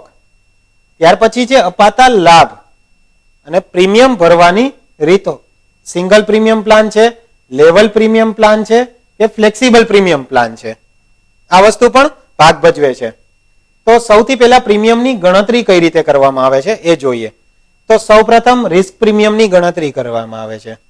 ત્યાર પછીનો પોઈન્ટ છે રિસ્ક પ્રીમિયમના આધારે લેવલ પ્રીમિયમની ગણતરી કરવામાં આવે છે. ત્યાર પછી છે નેટ પ્રીમિયમની ગણતરી કરવા ઇન્વેસ્ટમેન્ટ પરના અપેક્ષિત વ્યાજ દરને બાદ કરવામાં આવે છે અને લોડિંગ અને ભારણ ઉમેરવામાં આવે છે. ત્યાર પછી છે લાગુ કરવાના રહેતા કુલ પ્રીમિયમ પર આવવામાં આવે છે. તો સૌથી પહેલા જોઈએ કે રિસ્ક પ્રીમિયમની ગણતરી કઈ રીતે કરવામાં આવે છે. રિસ્ક પ્રીમિયમ એટલે ઇન શોર્ટ આપણે ગુજરાતીમાં કહી શકીએ જોખમનું પ્રીમિયમ. કેટલા પ્રમાણમાં જોખમ રહેલું છે તેટલું પ્રીમિયમની ગણતરી એને કહેવાય છે જોખમ પ્રીમિયમ, રિસ્ક પ્રીમિયમ. તો મૃત્યુ દરના આંકડાનો ઉપયોગ કરીને વીમા કંપનીઓ એક વ્યક્તિની તેના જન્મદિન પહેલા મૃત્યુની શક્યતા કેટલી છે તેનો સ્પષ્ટ અંદાજ મેળવી શકે છે. આ શક્યતાને મૃત્યુ દર તરીકે ઓળખવામાં આવે છે અને તેનો પ્રીમિયમ રિસ્ક પ્રીમિયમની ગણતરી કરવામાં થાય છે. હવે એક એક્ઝામ્પલ લઈએ કે ભાઈ એક વ્યક્તિનું ગ્રુપ લઈએ કે જેની ઉંમર 25 વર્ષ હોય. 25 વર્ષના એક વ્યક્તિના ગ્રુપમાં 1 લાખ વ્યક્તિની સર્વે કરવામાં આવે. તો આ 1 લાખ વ્યક્તિમાંથી એક વર્ષની અંદર કેટલા વ્યક્તિનું મૃત્યુ થાય છે આના આધારે તેના પર મૃત્યુ દર શોધવામાં આવે છે અને એના આધારે તેના પર કેટલા પ્રમાણમાં જોખમ રહેલું છે એ નક્કી કરવામાં આવે છે અને આના આધારે જે પ્રીમિયમ નક્કી થાય છે તેને કહેવાય છે રિસ્ક પ્રીમિયમ. ત્યાર પછી રિસ્ક પ્રીમિયમને આધારે લેવલ પ્રીમિયમની ગણતરી કરવામાં આવે છે. તો વ્યક્તિની ઉંમર જેમ વધે તેમ જોખમ વધે, જોખમ વધે એમ પ્રીમિયમ વધે. હવે જો દર વર્ષે પોલિસીમાં પ્રીમિયમ વધતું જતું હોય તો આઈડિયલી વ્યક્તિને ખ્યાલ ના આવે કે હવે પછીના વર્ષે કેટલું પ્રીમિયમ ભરવું પડશે. તો હવે પ્રીમિયમ ભરવાનો ખ્યાલ નથી તો એ વ્યક્તિને એવો ખ્યાલ નહીં આવે કે મારે આવતા વર્ષે કેટલા પ્રમાણમાં જોગવાઈ કરી રાખવાની છે જે તે પોલિસીના પ્રીમિયમ માટે. તો આવા સમયે પોલિસી લેપ્સ થવાના ચાન્સ ઘણા બધા વધી જતા હોય છે અને પોલિસી ધારક છે એ પોલિસીના લાભ પણ ગુમાવી બેસે છે. આવું ન થાય એટલા માટે થઈ અને કંપનીએ લેવલ પ્રીમિયમ ગણતરી કર્યા છે. એટલે કે જ્યારથી પોલિસી લે ત્યારથી લઈ અને પોલિસીની મુદત સુધી એક જ સરખું પ્રીમિયમ રહેતું હોય છે. આને કહેવાય છે લેવલ પ્રીમિયમ. તો આ કઈ રીતે હોય છે? પોલિસી ધારક દ્વારા આજે ચૂકવાતા પ્રીમિયમનું મૂલ્ય ભવિષ્યમાં સમાન રહેતું નથી. પરિણામે પ્રારંભમાં જ સામાન્ય કરતા ઊંચું પ્રીમિયમ લાગુ કરવાનું રહે છે. પ્રારંભના સમયમાં વસૂલવામાં આવતા ઊંચા પ્રીમિયમ રિઝર્વમાં જમા કરવામાં આવે છે જેના આધારે ભવિષ્યના દાવા અને ખર્ચને પહોંચી વળી શકાય. તો આ છે લેવલ પ્રીમિયમ. ત્યાર પછી જોઈએ નેટ પ્રીમિયમની ગણતરી કરવામાં આવે. તો નેટ પ્રીમિયમની ગણતરી કઈ રીતે કરવામાં આવે છે? તો સામાન્ય વસ્તુ છે કે જે પ્રીમિયમ અત્યાર સુધી આપણે જોયું એમાંથી વ્યાજની આવક બાદ કરીએ એટલે નેટ પ્રીમિયમ મળશે. એક વસ્તુ ખાસ યાદ રાખવા જેવી છે નેટ પ્રીમિયમમાં કે નેટ પ્રીમિયમ સૌથી ઓછું હશે. નેટ પ્રીમિયમને શુદ્ધ પ્રીમિયમ પણ કહેવામાં આવે છે જે બધા પ્રીમિયમ કરતા ઓછું હોય છે. હવે ઇન્વેસ્ટમેન્ટ પર વ્યાજ મારફત થનારી આવક પેટે પ્રીમિયમ કઈ રીતે એડજસ્ટ કરવામાં આવે છે તેના પર વિચાર કરતી વખતે કેટલાક મહત્વના મુદ્દા યાદ રાખવાના રહે છે. તો એ મુદ્દા કયા કયા છે? તો કે પ્રીમિયમનું ત્યાં સુધી જ રોકાણ કરવામાં આવે છે જ્યાં સુધી દાવો ચૂકવવાની જરૂર ઊભી ન થાય. જે તે વ્યક્તિનો દાવો ચૂકવાઈ જાય છે એટલે એમનું પ્રીમિયમનું રોકાણ કરવામાં આવતું નથી. લેવલ પ્રીમિયમ માટે રિઝર્વ ફંડમાંથી પણ રોકાણ કરવામાં આવે છે અને સૂચિત વ્યાજની આવકનો આધાર પોલિસીની મુદત પર રહેલો છે. કેટલા વર્ષ માટેની પોલિસી છે કારણ કે વ્યાજ એટલું વધારે થવાનું હોય છે. ત્યાર પછી લોડિંગ, ભારણ. પ્રીમિયમમાં લોડિંગ શા માટે, ભારણ શા માટે લગાડવામાં આવે છે? તો નીચેના મુદ્દાસર ભારણ લગાડવામાં આવે છે કે વહીવટી ખર્ચ જેમ કે ઇમારત જાળવણીનો ખર્ચ, કર્મચારીના પગાર વગેરે. એટલે કે આજે દરેક ઇન્સ્યોરન્સ કંપની જે છે, વીમા કંપની છે, એમનું જે ઇન્ફ્રાસ્ટ્રક્ચર છે, એમની ઓફિસ છે, એમની ઇમારતો, દરેક વસ્તુનો ખર્ચ, એનો જે વહીવટી ખર્ચ છે, એમાં જે કર્મચારીઓ કામ કરે છે એ કર્મચારીઓને પગાર ચૂકવવામાં આવે છે. એ બધો ખર્ચ માટે ભારણ લગાડવામાં આવે છે. ત્યાર પછી તે તબીબી અંડરરાઇટિંગ માટે કરાતા તબીબી ખર્ચ. એટલે કે ડોક્ટર આમને આમ ફ્રી ઓફ ચાર્જ તો કંઈ ટેસ્ટ કરી નહીં દે. તબીબી જ્યારે ચકાસણી કરવામાં આવે છે એ પણ કંપની પાસેથી કોઈને કોઈ ચાર્જ વસૂલતા હોય છે. તો એમાં એમની પાછળ જે ખર્ચ કરવામાં આવે છે એ પણ અહીંયા લોડિંગ તરીકે લગાડવામાં આવે છે. ત્યાર પછી પ્રોસેસિંગ ફી, એટલે કે પોલિસીની જે પ્રોસેસ થઈ છે એ દરેક પ્રોસેસ માટે થઈને કંઈ ને કંઈ ચાર્જ લગાડવામાં આવતો હોય છે. એ પ્રોસેસિંગ ફી છે. પોલિસીને રિન્યુ કરવા પાછળ થતો ખર્ચ, એટલે કે પોલિસી જ્યારે ફરી ચાલુ કરવામાં આવે છે, બંધ થઈ ગયેલી પોલિસી ફરી ચાલુ કરવામાં આવે છે એટલે તેના પર ફરીથી અંડરરાઇટિંગ કરવામાં આવતું હોય છે. અમુક સમયે તેના પર પણ તબીબી ચકાસણી કરવામાં આવતી હોય છે પોલિસી ધારકની. તો આના પર પણ ઘણા બધા ખર્ચા થતા હોય છે. તો એ ખર્ચને પહોંચી વળવા માટે પણ લોડિંગ લગાડવામાં આવે છે. ત્યાર પછી દાવાની પતાવટ પાછળ થતો ખર્ચ, દાવાની પતાવટ પાછળ પણ ઘણો બધો ખર્ચ થતો હોય છે કંપનીને. ક્યારેક મેઇન ખર્ચની વાત કરીએ આપણે તો અમુક કિસ્સામાં કંપનીને જ્યારે ઇન્વેસ્ટિગેશન તપાસ કરવાની જરૂર પડે છે ત્યારે કંપની તપાસ સમિતિ પણ રાખતી હોય છે. તો આના માટે પણ ખર્ચ થતો હોય છે. ત્યાર પછી નફાનું માર્જિન, ઇન્સ્યોરન્સ કંપની માટે નફાનું માર્જિન પણ લોડિંગ્સમાં હોય છે. અને વિથ પ્રોફિટ પોલિસી માટે બોનસનું લોડિંગ, એટલે કે જ્યારે નફામાં ભાગ લેતી પોલિસી હોય છે ત્યારે તેમાં બોનસ પણ આપવું પડતું હોય છે. તો એ બોનસ માટે થઈને પણ લોડિંગ્સ લગાડવામાં આવે છે. ત્યાર પછી જોઈએ અને રિલેટેડ ક્વેશ્ચન. તો સૌથી પહેલો છે કે નેટ પ્રીમિયમ સમકક્ષ છે. નેટ પ્રીમિયમ સમકક્ષ છે. કોને સમકક્ષ છે? તો એના 4 ઓપ્શન આપેલા છે. પહેલું છે પ્રીમિયમ વત્તા વ્યાજની આવક. ત્યાર પછી છે જોખમ પ્રીમિયમ વત્તા વ્યાજની આવક. ત્યાર પછી પ્રીમિયમ ઓછા વ્યાજની આવક. અને ચોથો ઓપ્શન છે જોખમ પ્રીમિયમ ઓછા વ્યાજની આવક. તો આપણે જોયું હતું કે ભાઈ રિસ્ક પ્રીમિયમ એટલે પ્રીમિયમ ઓછા વ્યાજની આવક. પ્રીમિયમ માંથી વ્યાજની આવક બાદ કરી દેવામાં આવે એટલે આવે છે પ્યોર પ્રીમિયમ, શુદ્ધ પ્રીમિયમ, નેટ પ્રીમિયમ. તો ઓપ્શન આવશે ત્રીજો, પ્રીમિયમ માઇનસ વ્યાજની આવક. ત્યાર પછી બીજો પ્રશ્ન છે વીમા કંપનીઓ લોડિંગ શા માટે લગાડે છે? તો આપણે જોયું હતું કે ભાઈ વહીવટી ખર્ચને પહોંચી વળવા માટે પણ લોડિંગ્સ લગાડવામાં આવે છે. ત્યાર પછી છે પોલિસીને સંબંધિત ખર્ચાઓને પહોંચી વળવા માટે પણ લોડિંગ્સ લગાડવામાં આવે છે. ત્રીજો ઓપ્શન છે દાવાની પતાવટ સમયે થતા ખર્ચને પહોંચી વળવા પણ આપણે જોયું હતું કે લોડિંગ્સ લગાડવામાં આવે છે. તો આ ત્રણે જણાવેલા જે કારણો છે આ ત્રણે કારણોસર લોડિંગ લગાડવામાં આવે છે. જ્યારે ચોથો ઓપ્શન છે ઉપરોક્ત જણાવેલ દરેક ખર્ચાઓ માટે. તો ચોથો ઓપ્શન સાચો આવશે, ઉપરોક્ત દર્શાવેલ દરેક ખર્ચાઓને પહોંચી વળવા માટે લોડિંગ લગાડવામાં આવે છે. ત્યાર પછી જોઈએ બોનસ. પોલિસીમાં આપણે વાત કરી હતી કે ભાઈ વિથ પ્રોફિટ પોલિસી હોય તો એને બોનસનો પણ લાભ મળતો હોય છે. તો બોનસ કયા કયા પ્રકારના છે? તો સૌથી પહેલા છે સાદું રિવાઇઝનરી બોનસ. ત્યાર પછી આવે છે ચક્રવૃદ્ધિ રિવાઇઝનરી બોનસ. ત્યાર પછી આવે છે અંતિમ બોનસ અને વચગાળાનું બોનસ. તો સાદું રિવાઇઝનરી બોનસ જોઈએ. સાદું રિવાઇઝનરી બોનસ શું છે? તો કે ભાઈ સાદું રિવાઇઝનરી બોનસ એટલે કે પોલિસીમાં જ્યારે બોનસ આપવામાં આવે છે એ જનરલી વીમાની રકમ પર આપવામાં આવતું હોય છે. એટલે કે સમ એશ્યોર્ડ વીમાની રકમ, વીમા રાશિ પર ચૂકવવામાં આવતું હોય છે. સપોઝ માની લો ફોર એક્ઝામ્પલ જોઈએ કે આ વર્ષે વીમા કંપનીએ 5% બોનસ જાહેર કર્યું છે.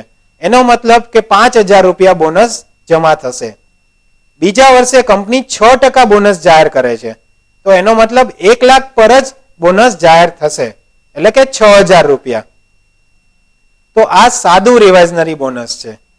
હવે બીજું જોઈએ ચક્રવૃદ્ધિ રિવાઇઝનરી બોનસ. તો ચક્રવૃદ્ધિ રિવાઇઝનરી બોનસમાં શું છે કે બોનસની ગણતરી ચક્રવૃદ્ધિ ધોરણે થાય છે.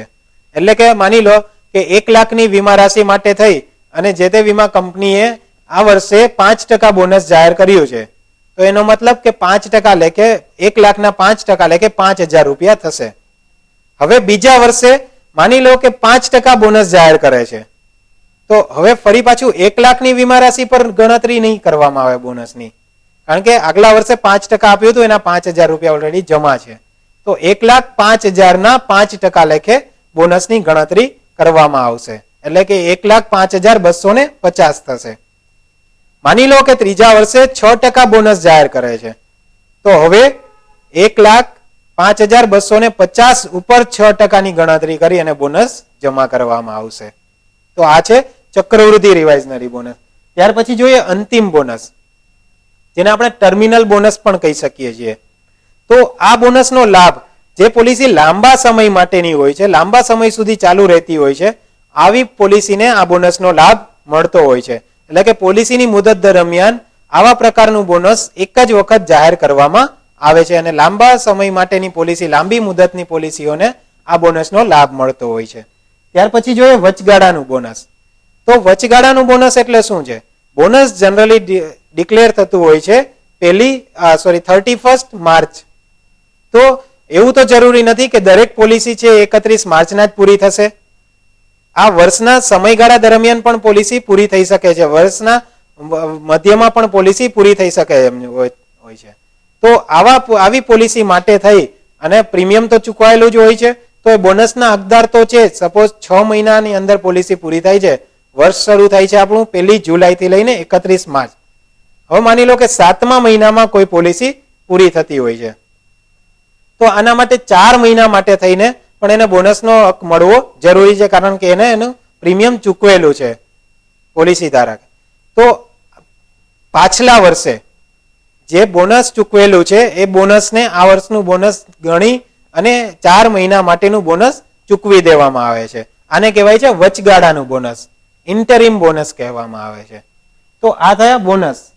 હવે આપણે જોઈએ કે અંડરરાઇટિંગમાં એજન્ટની ભૂમિકા શું છે. આ જે વીમાંકન પ્રક્રિયા છે એમાં એક એજન્ટની ભૂમિકા શું છે, એજન્ટનો રોલ શું રહેલો છે? તો એનામાં ઘણો બધો મોટો રોલ રહેલો છે એજન્ટનો. સમજીએ. એજન્ટો પ્રસ્તાવકના સીધા સંપર્કમાં હોય છે અને માટે અંડરરાઇટિંગની પ્રક્રિયામાં તેમની ભૂમિકા મહત્વની હોય છે અને તેમને પ્રાથમિક અંડરરાઇટર ગણવામાં આવે છે. એજન્ટ છે એ પ્રાથમિક અંડરરાઇટર છે, આવો ક્વેશ્ચન પણ આવતો હોય છે.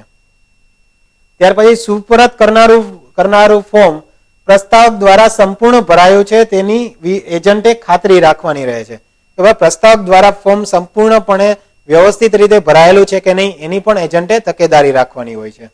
ત્યાર પછી જે ફોર્મ ભરવામાં એજન્ટ મદદ કરતા હોય તો તેમણે પ્રામાણિક અને ચોકસાઈપૂર્વક ભરવાનું રહે છે. જો કોઈ પ્રસ્તાવકને ખ્યાલ નથી આવતો પ્રપોઝલ ફોર્મ ભરવામાં, દરખાસ્ત ફોર્મ ભરવા માટે, તો એજન્ટ એમને મદદ કરતા હોય છે. તમને પ્રામાણિક ધોરણે મદદ કરવાની રહેતી હોય છે.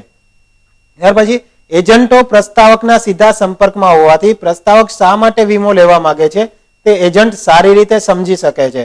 જો તેમને લાગે કે પ્રસ્તાવકનો ઈરાદો ઠીક નથી તો એજન્ટે તેમને તેમના અહેવાલમાં ઉલ્લેખ કરવો જોઈએ. હવે આજે એક એજન્ટ કોઈ પ્રસ્તાવક પાસે હોય છે તો એમને લગભગ ખ્યાલ હોય છે કે ભાઈ એ શાના માટે થઈને પોલિસી લેવા માંગે છે. જો એમને એમાં શંકા જણાય તો એમણે તેમના એજન્ટના કોન્ફિડેન્શિયલ રિપોર્ટમાં વ્યવસ્થિત અને પ્રામાણિક ધોરણે એનો ઉલ્લેખ કરવો જોઈએ. ત્યાર પછી પ્રસ્તાવકે કેટલી રકમનો જીવન વીમો ઉતરાવવો જોઈએ તે અંગે સૂચન કરવા માટે એજન્ટ તેનું HLV કાઢવામાં મદદ કરી શકે છે. એટલે કે એક પ્રસ્તાવકે પોતાના પર કેટલો વીમો લેવો, વીમાની રકમ લેવી જોઈએ, કેટલી વીમાની રકમ માટે વીમો લેવો જોઈએ એના માટે થઈને હ્યુમન લાઈફ વેલ્યુની ગણતરી કરવા માટે એજન્ટે મદદ કરવી જોઈએ. ત્યાર પછી જે આવશ્યક દસ્તાવેજો અને દરખાસ્ત ફોર્મ સમયસર સુપરત કરી એજન્ટ અંડરરાઇટિંગની પ્રક્રિયા ઝડપી બનાવી શકે છે. એટલે કે પ્રસ્તાવક પાસેથી વ્યવસ્થિત રીતે ફોર્મ ભરાવી, વ્યવસ્થિત ફોર્મ ભરાઈ ગયું છે કે નહીં તેની ચકાસણી કરી અને વ્યવસ્થિત સુસંગત દસ્તાવેજ ભેગા કરી અને ઝડપથી અંડરરાઇટરને પહોંચાડી દે, એટલા માટે થઈને અંડરરાઇટિંગની પ્રક્રિયા ઝડપી બની શકે. તો આમાં પણ મદદ કરી શકે છે. ત્યાર પછી વીમાની દરખાસ્ત સ્વીકારવામાં આવે તો પોલિસી ધારકને પોલિસી સીધી મોકલી દેવામાં આવે છે અથવા એજન્ટ મારફત તે પહોંચી કરવામાં આવે છે. દરખાસ્ત નકારી કાઢવામાં આવે તો પણ એજન્ટે ભૂમિકા ભજવવાની બાકી રહે છે. હવે જો પોલિસી જારી કરવામાં આવે ને તો સીધી પ્રસ્તાવકને પોલિસી એટલે કે પોલિસી ધારકને પોલિસીના દસ્તાવેજ મોકલી આપવામાં આવે છે. અમુક કેસમાં એવું પણ કરવામાં આવે છે કે પોલિસી છે એ એજન્ટ દ્વારા પોલિસી ધારકને પહોંચતી કરવાની હોય છે. તો હવે સપોઝ માની લો કે જેમ જણાવેલું છે કે ભાઈ પોલિસી નકારવામાં આવે તો પણ એજન્ટનો રોલ ત્યાં પૂરો નથી થતો. એજન્ટનો રોલ શું બાકી રહે છે કે ભાઈ દરખાસ્ત શા માટે નકારી કાઢવામાં આવી છે તેનો ખુલાસો કરતો પત્ર વીમા કંપની પ્રસ્તાવકને પાઠવે છે. છતાં એજન્ટ વ્યક્તિગત રીતે પ્રસ્તાવકના સંપર્કમાં રહી શકે અને નકારી કાઢવાના કારણો સમજાવી શકે છે. ભાઈ એજન્ટે એટલીસ્ટ પ્રસ્તાવ કરતાને એટલું સમજાવવું જોઈએ કે ભાઈ કંપનીએ શા માટે થઈ અને તેની અરજી નકારી છે, તેની પ્રસ્તાવના નકારવામાં આવી છે. આ વ્યવસ્થિત રીતે સમજાવવું જોઈએ. તો આ એજન્ટનો ખાસ પ્રકારનો રોલ છે. હવે એના રિલેટેડ ક્વેશ્ચન જોઈએ કે ભાઈ એક બીપીએલ કરીને વીમા કંપનીએ પ્રતિ રૂપિયા 1000 ના વીમા પર 5% સરળ રિવાઇઝનરી બોનસ જાહેર કરેલ છે. સુષ્મા શર્માને રૂપિયા 50,000 ની વીમા પોલિસી પર જે તે વર્ષે કેટલું બોનસ મળી શકે? તો આપણે એક વાત કરી કે 1000 ઉપર 5%. તો શ્રીમતી સુષ્મા શર્મા પાસે કેટલા વીમા રકમની પોલિસી છે? 50,000. તો 5% લેખે 50,000 ની વીમા રાશિ પર કેટલું બોનસ જમા થાય છે? તો કે 2,500 રૂપિયા. ત્યાર પછીનો પ્રશ્ન, જ્યારે વીમાંકન અધિકારી દરખાસ્ત નકારી કાઢે ત્યારે એજન્ટે શું ભૂમિકા ભજવવી જોઈએ? તો આપણે હમણાં જ વાત કરી કે ભાઈ એજન્ટ પ્રસ્તાવકર્તાનો વ્યક્તિગત સંપર્ક કરશે અને અસ્વીકાર કરવાના કારણો સમજાવશે. હવે આ ચેપ્ટરમાં આપણે ઘણા બધા નવા શબ્દો શીખ્યા, ઘણા બધા નવા શબ્દો જોયા. તો એ શબ્દો ઉપર ફરીથી રિકેપ કરી જઈએ કે અંડરરાઇટર એટલે કે વીમાંકનકાર, વીમાંકન અધિકારી. ત્યાર પછી કુલ પ્રીમિયમ, નૈતિક જોખમ, બિન તબીબી વીમાંકન એટલે કે નોન મેડિકલ અંડરરાઇટિંગ. ત્યાર પછી માનવ જીવનનું મૂલ્ય HLV, હ્યુમન લાઈફ વેલ્યુ. લોડિંગ્સ, ભારણ, શારીરિક જોખમ, પ્રીમિયમ, બોનસ, ફાઇનાન્શિયલ અંડરરાઇટિંગ એટલે કે નાણાકીય વીમાંકન. ત્યાર પછી તબીબી વીમાંકન, કબજાક એટલે કે લિયન. ત્યાર પછી ખોટી પસંદગી, જોખમનું વર્ગીકરણ, યોગ્ય પ્રીમિયમ અને નાણાંનું સમય પ્રમાણે મૂલ્ય. તો આ બધા નવા શબ્દો જોયા. ત્યાર પછી ફટાફટ આપણે રિકેપ કરી જઈએ, સમરાઇઝ કરીએ કે આ ચેપ્ટરમાં આપણે શું શું જોયું. તો સૌથી પહેલા છે અંડરરાઇટિંગની પ્રક્રિયા શું છે તે સમજીએ. ત્યાર પછી અંડરરાઇટિંગ માટે આવશ્યક માહિતી ક્યાંથી મેળવી શકાય તેના સ્ત્રોત જોયા. ત્યાર પછી છે નૈતિક અને શારીરિક જોખમનું વિશ્લેષણ કરેલ. ત્યાર પછી નાણાકીય, મેડિકલ અને નોન મેડિકલ અંડરરાઇટિંગ વચ્ચેનો તફાવત સમજ્યા. ત્યાર પછી માનવ જીવનનું મૂલ્ય એટલે શું, તે કઈ રીતે મેળવવામાં આવે છે, આ બધી ભૂમિકા સમજી. ત્યાર પછી પોલિસીની કિંમત નક્કી કરવાની પ્રક્રિયા જોઈ. ત્યાર પછી પ્રીમિયમની ગણતરી કરવાની પ્રક્રિયા, બોનસની ગણતરી કરવા માટેની પ્રક્રિયા જોઈ. ત્યાર પછી કબજા, લિયન શું છે એ સમજ્યા અને અંડરરાઇટિંગમાં એજન્ટની ભૂમિકા સમજ્યા કે એજન્ટની ભૂમિકા શું છે. તો દોસ્તો આ હતું આપણું ચોથું ચેપ્ટર કે જે અંડરરાઇટિંગ એટલે કે વીમાંકન. Thank you.